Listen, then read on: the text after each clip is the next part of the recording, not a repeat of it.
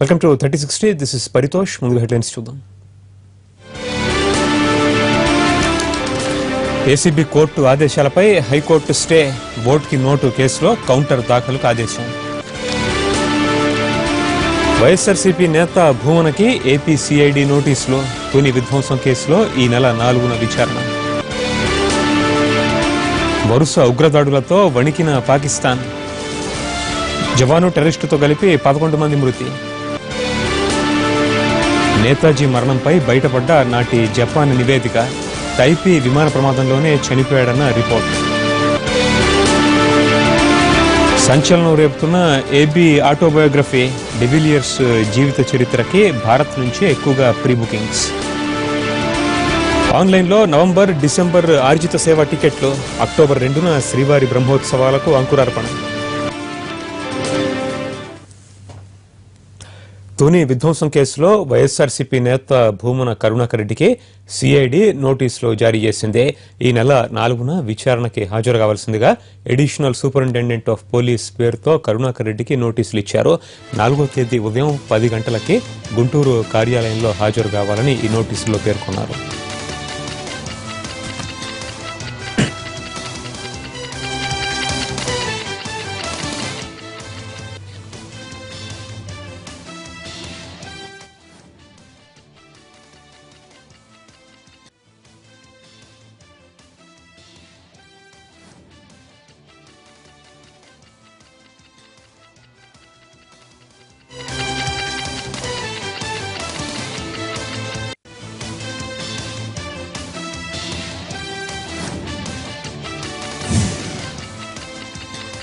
హైకోర్టులో చంద్రబాబుకు ఊరట లభించింది. ఏసీబీ కోర్టు ఆదేశాలపై హైకోర్టు స్టే విధించింది. పూర్తి వివరాలతో కౌంటర్ దాఖలు చేయాలని ప్రతివాదులకు న్యాయస్థానం ఆదేశాలు జారీ చేసింది. ఏసీబీ కోర్టు తీర్పుపై మెమో ఎందుకు దాఖలు చేశారంటూ హైకోర్టు ధర్మాసనం ప్రశ్నించింది. విచారణ పెండింగ్లో ఉండగా మెమో దాఖలు చేయడం రాజ్యాంగ విరుద్ధమన్న న్యాయస్థానం ఏసీబీ కోర్టు తీర్పుపై స్టే విధించింది.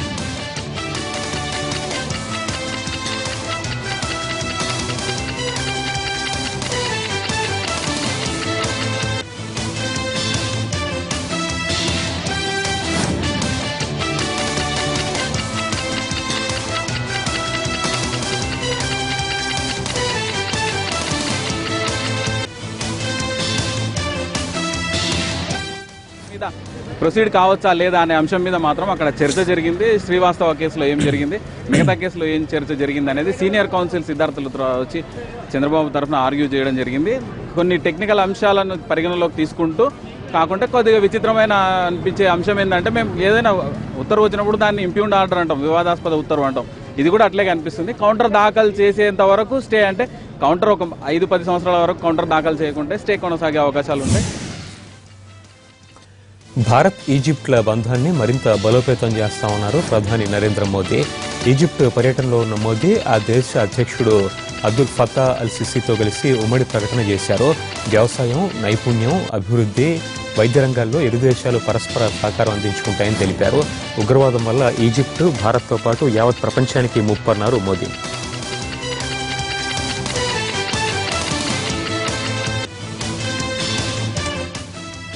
President and I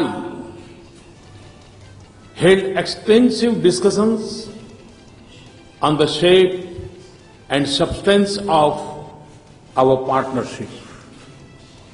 We have agreed on an action-oriented agenda to drive our engagements, an agenda that responds to our socio-economic priorities, promotes trade and investment ties, secures our societies, helps build peace and harmony in our region, and advances our engagement on regional and international issues.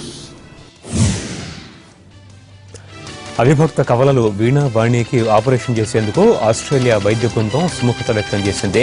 Veenavani case అధ్యయనం చేసేందుకు హైదరాబాద్కు వచ్చిన Australia డాక్టర్లు ప్రభుత్వంతో చర్చలు జరిపారు. వీణావాణిల రిపోర్ట్ని పూర్తిగా పరిశీలించారు. ఆపరేషన్ ద్వారా ఇద్దరిని వేరు చేసే అవకాశాలున్నట్లు ఆస్ట్రేలియా వైద్యులు చెబుతున్నారు. మరోవైపు ఆపరేషన్ చేయించాలని ప్రభుత్వానికి లేఖ రాశారు వీణావాణిల తల్లిదండ్రులు.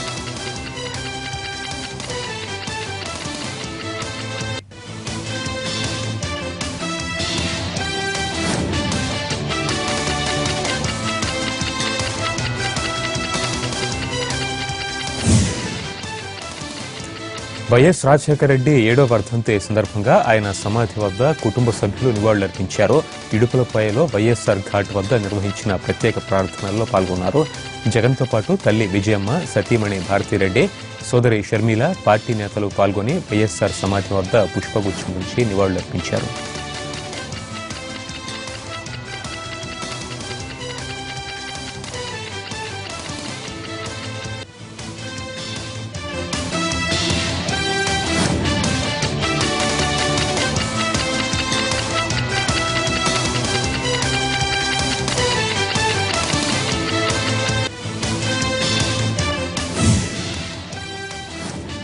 కార్మికుల సమ్మెతో యావత్ దేశం స్తంభించింది. అన్ని రాష్ట్రాల్లో కార్మికులు సమ్మెలో పాల్గొంటున్నారు. వ్యాపార సంస్థలు పూర్తిగా మూతపడ్డాయి. ప్రజా రవాణా వ్యవస్థ పూర్తిగా ఆగింది. ఆల్ ఇండియా ట్రేడ్ యూనియన్ కాంగ్రెస్తో పాటు ఇతర కార్మిక సంఘాలు సమ్మెలో పాల్గొన్నాయి. పశ్చిమ బెంగాల్లో కార్మికుల ఆందోళన ఉద్రిక్తతకు దారితీసింది. దేశ రాజధాని ఢిల్లీ సహా అన్ని ప్రాంతాల్లో సమ్మె ప్రభావం కనిపిస్తోంది. Coal India, GAIL, ONGC, NTPC, OAL, HAL, BHAL సిబ్బంది కూడా సమ్మెలో పాల్గొంటున్నారు. 6 ప్రభుత్వ రంగ బ్యాంకు సంఘాలు కూడా సమ్మెలో పాల్గొనడంతో బ్యాంకింగ్ సేవలు సైతం ఆగిపోయాయి.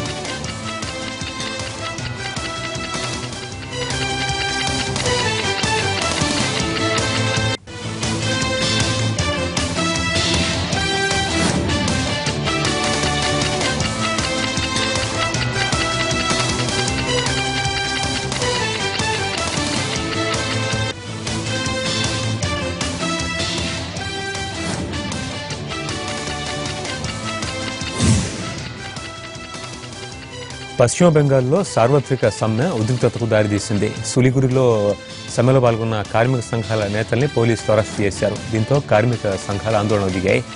ప్రభుత్వ బస్సు సర్వీసులను అడ్డుకున్నారు. బెంగాల్ కూచ్ బిహార్లో ఆందోళనకారులు రెచ్చిపోయారు. ప్రయాణికులపై వెళుతున్న బస్సుపై రాళ్లవర్షం కురిపించారు.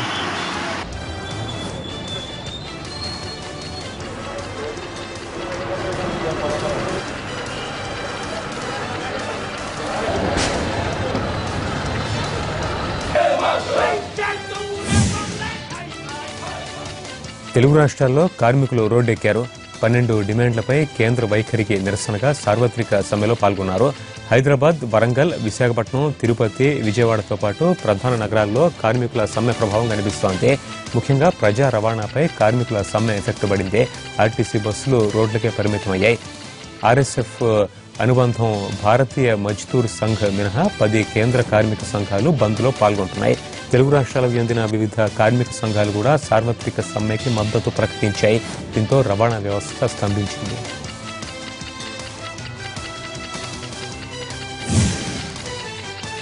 హైదరాబాద్లో ఆర్టీసీ కార్మిక సంఘాలు సార్వత్రిక సమ్మెలో పాల్గొంటున్నాయి. దీంతో బస్సులు రోడ్డెక్కలేదు. ముషీరాబాద్, కాచిగూడ, బర్కత్పుర, కూకట్పల్లి, హయత్ నగర్, బండ్లగూడ, ఉప్పల్, చెంగిచెర్లతో పాటు ఇతర డిపోల్లో బస్సులు బయటకు రాలేదు. ఉదయమే కార్మిక సంఘాల నేతలు బస్సు డిపోలకు చేరుకుని సమ్మెకి మద్దతుగా ఆందోళన నిర్వహించారు. తమ డిమాండ్లు నెరవేర్చాలని నినాదాలు చేశారు.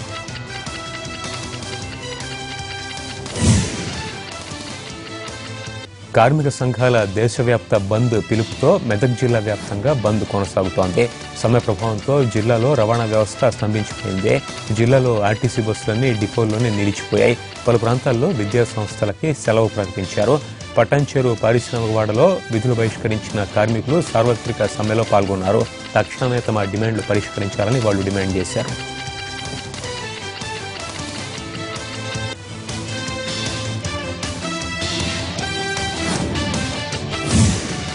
Back news. ఆంధ్రప్రదేశ్కి కేంద్ర సహాయంపై ఒక 2-3 రోజుల్లో స్పష్టత వస్తుందంటున్నారు కేంద్ర మంత్రి సుజనా చౌదరి. హోదాని మించిన ప్యాకేజీని కేంద్రం సిద్ధం చేస్తోందని, రాష్ట్రానికి మంచి జరగబోతున్నట్లు సిగ్నల్స్ వస్తున్నాయని అంటున్నారు ఆయన. ప్యాకేజీతో పాటు ప్రత్యేక హోదా సాధించేందుకు కృషి చేస్తున్నట్లు తెలిపారు. ఆంధ్రప్రదేశ్కు కేంద్రం ప్రత్యేక ప్యాకేజీ ఇస్తే హోదా నిరాకరించినట్లు కాదన్నారు కేంద్ర మంత్రి సుజనా చౌదరి. కేంద్రం ప్రకటించే ప్యాకేజీపై త్వరలోనే స్పష్టత వస్తుందని చెప్పారు. 2014-15లో పాత ఏరియర్స్ చాలా వరకు అన్ని రాష్ట్రాలకు కూడా వదిలేశారు. మనకు 3,500 కోట్లు ఎక్స్ట్రా మనం తేగలిగాం. సో మనకి ఏం జరుగుతుందంటే పాజిటివ్గా వాళ్ళ దగ్గర తీసుకున్నాక రాని డెఫినెట్గా మనం అడగాలి. Ambition is not a crime. We have to continuously work hard to reach our goal. అది చేస్తూ ఉన్నాం. ఎక్కడ ఏమీ కాంప్రమైజ్ కావట్లేదు. బల్ల కొద్ది చెప్పగలను. డెఫినెట్గా సెంట్రల్ గవర్నమెంట్ మీద పెట్టవలసిన డిమాండ్ మేము కంటిన్యూస్గా చేస్తూనే ఉన్నాం. ఇంకా అనేక విషయాలు మనకి అన్సెటిల్డ్గా ఉన్నాయి. అవి కూడా ఒక వారం రోజుల్లో ఒక సుమారుగా సొల్యూషన్ వస్తున్నాను. రాష్ట్ర విభజన సమయంలో కాంగ్రెస్ పార్టీ ప్రత్యేక హోదాను చట్టంలో పెట్టకపోవడం వల్లనే ఈ సమస్యలన్నీ ఎదురవుతున్నాయన్నారు సుజనా చౌదరి. ముఖ్యమంత్రి చంద్రబాబు ప్రత్యేక హోదా కోసం రాజీ లేని పోరాటం చేస్తున్నారని, ఇతర రాష్ట్రాల మాదిరిగా ఏపీ అభివృద్ధి చెందే వరకు కేంద్రం ఆదుకోవాలని కోరారు. నాబార్డ్ని ద్వారా ఒక ఫండ్ క్రియేట్ చేశారు. మన బడ్జెట్లో చెప్పడం జరిగింది. అది సెటిల్ అయిపోయింది. దాంట్లో ఏంటంటే ఆ రూల్ ప్రకారం 70-30% నేషనల్ ప్రాజెక్ట్స్ కానీ ఆ ప్రాజెక్ట్స్కి ఇవ్వాలి అనే తేల్చారు. కానీ మనకి నేషనల్ ప్రాజెక్ట్ రూల్ ప్రకారం 11th ప్లానింగ్ ప్రకారం 90-10 ఇవ్వాలి. మన విషయంలో ఏంటంటే వాళ్ళు ఎగ్జామిన్ చేస్తున్నారు.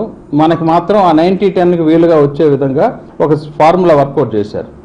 కాబట్టి ఇప్పటివరకు పెట్టిన అంతా క్యాల్కులేట్ చేసుకుంటే ఆ ఫార్ములా ప్రకారం మనకి 90-10 వచ్చేస్తుంది. ప్యాకేజీని ప్రకటించడంతో పాటు విభజన చట్టంలో పేర్కొన్నట్లు వెనుకబడిన జిల్లాలకు ప్రత్యేక నిధులు, రెవెన్యూ లోటు భర్తీ చేయడం, పోలవరం ప్రాజెక్టు నిర్మాణం, అమరావతి నిర్మాణానికి నిధులు కేటాయించే అవకాశాలు ఉన్నాయని తెలిపారు.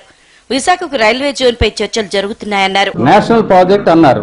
ఎవరు ఖర్చు చేయాలని అలా నేషనల్ ప్రాజెక్ట్ డెఫినేషన్ ఏంటంటే ఇట్లా లేదు. 11th ప్లాన్లో ఉన్న డెఫినేషన్ కనుక ఇప్పుడు అప్లై చేస్తే 90-10. పోలవరకు మాత్రం స్పెషల్గా 90-10కి వచ్చే విధంగా వాళ్ళు చేయడానికి సపోర్ట్ చేయడానికి సిద్ధపడ్డారు. కన్స్ట్రక్టెడ్ అన్నారు. బట్ ఫండింగ్ గురించి యాక్ట్లో ఏం మాట్లాడలేదు. నేషనల్ ప్రాజెక్ట్ అన్నారు. Anyway that is debatable. కట్టేస్తారు ఎవరైనా సరే, ఇవ్వడానికి ఏమి అభ్యంతరం లేదు. మా ముఖ్యమంత్రి గారు అనేక సందర్భాల్లో చెప్పారు. ప్రస్తుతానికి మనకు అక్కడ నీడ్ ఏంటంటే వాళ్ళకి వచ్చేసి వాళ్ళు లేట్ చేస్తారనే ఉద్దేశంతో మనం ఎమ్మడబడి వాళ్ళ ద్వారానే పోలవరం డెవలప్మెంట్ అథారిటీ ద్వారానే కన్స్ట్రక్షన్ జరుగుతూ ఉంది. రాష్ట్రంలో పార్టీలు, ప్రజలు సానుకూల దృక్పథంతో ఉండాలి అని, ఆందోళన చెందాల్సిన అవసరం లేదని స్పష్టం చేశారు సుజనా చౌదరి.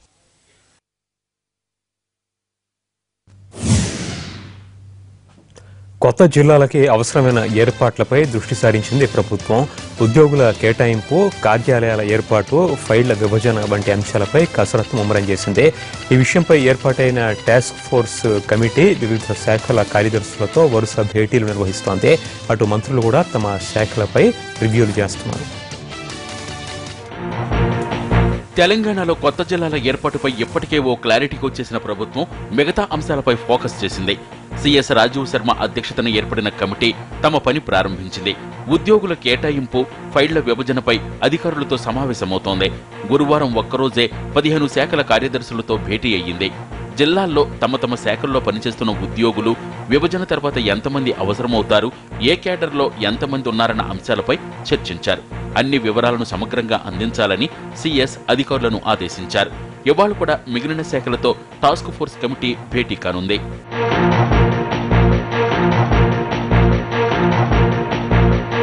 మంత్రులు కూడా తమ శాఖల పరిస్థితిపై అధికారులతో సమీక్షిస్తున్నారు. కార్యాలయాల ఏర్పాటు, ఉద్యోగుల కేటాయింపు, మౌలిక వసతుల కల్పన తదితర అంశాలపై చర్చిస్తున్నారు. పంచాయతీరాజ్పై సమీక్ష చేసిన జూపల్లి ఆ శాఖ పరిస్థితిపై అడిగి తెలుసుకున్నారు. శనివారం మరోసారి భేటీ అవుదామని, పూర్తి సమాచారంతో రావాలని మంత్రి ఆదేశించారు. తన శాఖపై అధికారులతో భేటీ అయిన తలసాని అధికారులకు పలు సూచనలు చేశారు. రవాణా శాఖపై సమీక్ష చేసిన మంత్రి మహేందర్ రెడ్డి ప్రతి జిల్లాకు రవాణా అధికారి ఉండాలని, ప్రస్తుతం అందిస్తున్న సేవలకు ఎలాంటి ఆటంకాలు రాకుండా చూడాలని కోరారు.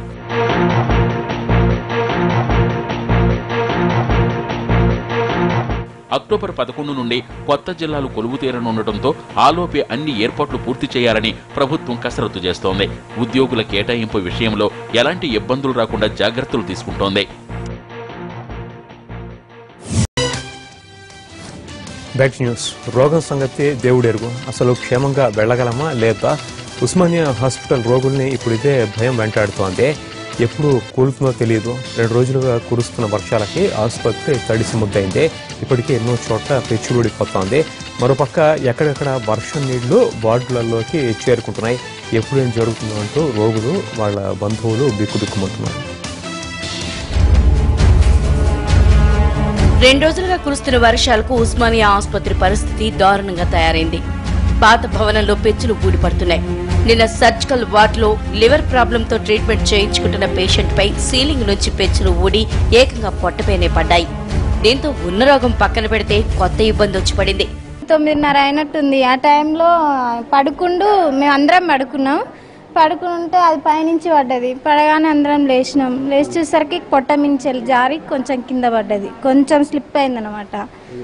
అంతలో సార్కి ఫోన్ చేస్తే అక్కడికి రమ్మన్నాడు. Liver infection. ఇంకేమనలేదు సారు, పక్కకు జరుపుకోమన్నాడు. భయం వేసింది. అవన్నీ మొత్తం ఊడేటట్టున్నాయి. అందుకనే అటు సైడ్ వేసుకోమని చెప్పారు. ఇందాక సార్ వాళ్ళు వచ్చారు, చూసిర్రు, పక్కకు షిఫ్ట్ చేయమని చెప్పారు. వాస్తవానికి ఏడాది క్రితం సీఎం కేసీఆర్ ఆదేశాలతో ఉస్మానియా పాత భవనం నుంచి కొంతమందిని షిఫ్ట్ చేస్తున్నట్లు చెప్పారు. కానీ ఆ తర్వాత షరా మామూలే. పాత భవనంలో పైకప్పు పెచ్చులూడుతున్న చోట కూడా బెడ్లు వేసి రోగుల్ని పడుకోబెడుతున్నారు. దీంతో రోగులు మాత్రమే కాదు, అటెండర్లు, డాక్టర్లు, ఉస్మానియాలో పనిచేసే సిబ్బంది కూడా టెన్షన్ పడుతున్నారు. లైట్లు లేవు సరిగా. ఒకటి చాలా ఇబ్బంది ఉంటుంది. ఒక సెక్యూరిటీ టైంకు ఉండడు, చేయడు. ఇక్కడ పోలీసు ఇబ్బంది, ఎవరు చేయరు, రౌండ్స్ చేయరు, ఏం చేయరు. నైట్లో ఏమవుతుందో ఎవరు చూడరు, చేయరు. ఎవరు పట్టించుకోవట్లేదు. టైం చెప్పలేము సార్, ఎప్పుడు పడిపోతుంది, ఎప్పుడు ఏం చేస్తుందో తెలియదు. భయం ఉంటుంటుంది. ఇప్పుడు ఒక మార్చడంకు బాడీ తేవాలంటే భయం ఉంటుంది. సెక్యూరిటీ ఉండడు, ఎంబడి ఎవరు ఉండరు, చేయరు. ఎప్పుడు కొట్టి తీసుకోబోతున్నా మాకు టైంకు ఉండరు. ఉస్మానియా ఆసుపత్రిపై ఉన్న చెట్లను ఇప్పటికీ తొలగించలేదు. చెట్ల వేర్లు గోడల్లోంచి లోపలికి చొచ్చుకొస్తున్నాయి. దీంతో వర్షానికి గోడలు మొత్తం తడిసి నానిపోతున్నాయి. వార్డుల్లో కూడా ఎక్కడికక్కడ నీళ్లు చేరుతున్నాయి. ఇక్కడ ఎలా ఉందంటే సార్, ఒకటి చెప్పమంటావా, ఒక పాకిస్తాన్ మీద యుద్ధానికి పోతే ఏ రోజు చేస్తాం ఎలా తెలియదు. ఇది కూడా అంతే, ఎప్పుడు పడిపోద్దో కూడా తెలియదు అన్న. ఇది అక్కడక్కడ మంచం కాడు, ఇటుక పెడ్డలు, సిమెంట్ బిల్లలు అవన్నీ పడతానే ఉండేయాడ. ఇంకోటి ఏంటంటే, ఇది బాగుపడాలంటే మెడిసిన్స్ గుడ్ ట్రీట్మెంట్, డాక్టర్లు మంచి వాళ్ళు ఉన్నారు, మెడిసిన్స్ బాగుంది, పేషెంట్లు బాగా చూసుకుంటున్నారు. కాకపోతే ఒకటి నేను కోరుకునేది ఏంటంటే, ఒక ముఖ్యమంత్రి జలుబు చేసినా ఇక్కడ వచ్చి 1 గంట ట్రీట్మెంట్ చేసుకొని వెళ్ళమను, అప్పుడు ఇది బాగుపడేది. ఒక ఎమ్మెల్యేకి జ్వరం వచ్చినా ఇక్కడికి రామను, ఒక ఎంపీకి జ్వరం వచ్చినా ఇక్కడికి రామను, సీఎంకి జ్వరం వచ్చినా ఇక్కడికి రావాలి. అప్పుడు తెలిసేది ఇక్కడ పరిస్థితులు ఏంది, ఎవరు ప్రాబ్లాలు ఎలా ఉన్నాయి అనేది. వాళ్ళు ఏం పెద్ద పెద్ద హాస్పిటల్ పోయి చూపించుకుంటారు, ఇక్కడ పడే ప్రాబ్లాలు తెలియదు. నిజమన్నా, ఇది చాలా ప్రాబ్లం. ఇది బాగుపడాలి అంటే ఉస్మానియా గాంధీ కానీ ఒక రాజకీయ నాయకులకి ఏ ప్రాబ్లం వచ్చినా ఇక్కడికి రావాలి. వాళ్ళ ధైర్యం ఉంటే ఒక్కరోజు ఇటు ఉండిపోమను, మెడిసిన్స్ వాడిపోమను. అది నేను కోరుకునేదన్నా, అప్పుడే బాగుపడేది. ఇది పాత భవనంలో వేలాది మంది తిరుగుతున్నా దాన్ని ఆలనా పాలన్ని పట్టించుకోకపోవడంతో బూత్ బంగ్లాన్ని తలపిస్తోంది ఆసుపత్రి. పిల్లులు, కుక్కలు ఇష్టారాజ్యంగా తిరుగుతున్నాయి. ఎక్కడ చూసినా అపరిశుభ్రత, కంపు వాసన. పైగా ఇప్పుడేదో అధికారిక కార్యక్రమం ఉందంటూ రోగులు బెడ్లపై ఉండగానే గోడలకు హడావిడిగా రంగులు వేయిస్తున్నారు.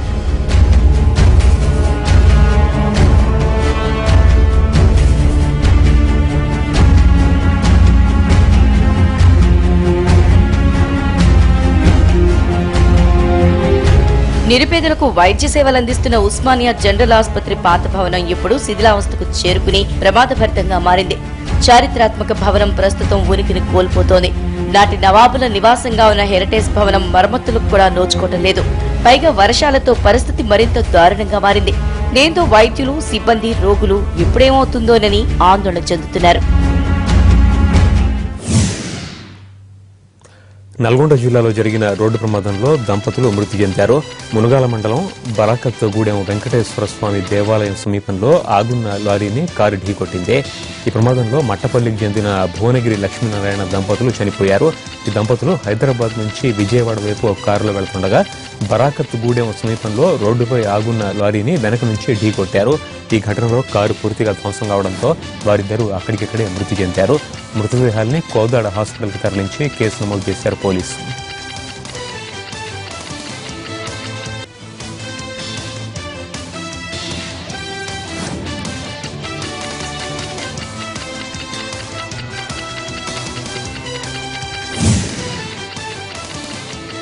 తమిళనాడు గవర్నర్గా పదవీ విరమణ చేసిన రోసయ్యని తెలుగు ఐక్య సంఘాల వేదిక ఘనంగా సన్మానించింది. గవర్నర్గా రోసయ్య తమిళనాడు చేసిన సేవల్ని సంఘాల నేతలు కొనియాడారు. సిపిఐ నారాయణతో పాటు అనేక మంది నేతలు ఈ కార్యక్రమానికి హాజరయ్యారు.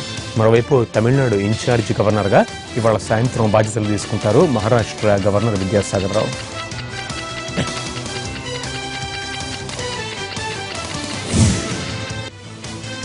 ఇవి బులెటిన్ విశేషాలు. తర్వాత హలో డాక్టర్ ప్రసారం అవుతుంది. ప్రతి క్షణం ప్రత్యక్ష ప్రసారాలకు చూస్తూనే ఉండండి ఎన్టీవీ.